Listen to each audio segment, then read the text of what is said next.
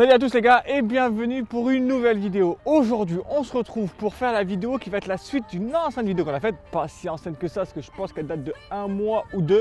La vidéo en question c'était comment éliminer n'importe quel défenseur sans toucher le ballon. Aujourd'hui on va augmenter une touche, on va rajouter une touche. On va voir comment éliminer n'importe quel défenseur au moment du contrôle, juste avec une seule touche. On va voir 3 manières de le faire et si la vidéo vous plaît, on rajoutera d'autres vidéos avec différentes manières. Mais là les 3 premières manières, c'est ma manière préférée, c'est celle que j'utilise en plein match, donc ils sont vraiment efficaces en plein match. C'est parti!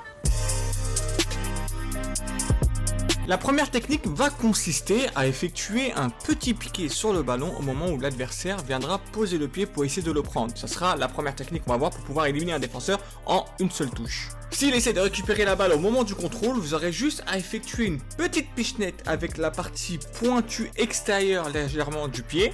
Comme dans tout contrôle, pensez à effectuer un appel contre appel pour pouvoir rapporter votre défenseur dans le sens où vous n'allez pas partir. Mais surtout orienter comme d'habitude votre corps de 3/4 pour pouvoir pivoter beaucoup plus rapidement et être face au jeu. La deuxième technique est ce que je vais appeler une demi-roulette. Vous allez devoir l'effectuer lorsque l'adversaire se trouve derrière vous et que le ballon vient en face de vous. Donc faites vraiment en sorte que vous prenez la balle avec la semelle du pied. Ça peut être compliqué lorsque vous avez des crampons, je le comprends. Donc posez uniquement la pointe du pied au moment où vous allez effectuer la rotation pour ce qui est de la jambe d'appui et la jambe de rotation. Et avec l'autre pied, vous allez effectuer le contrôle. Un pied contrôle et gère le ballon et l'autre pied effectue la rotation.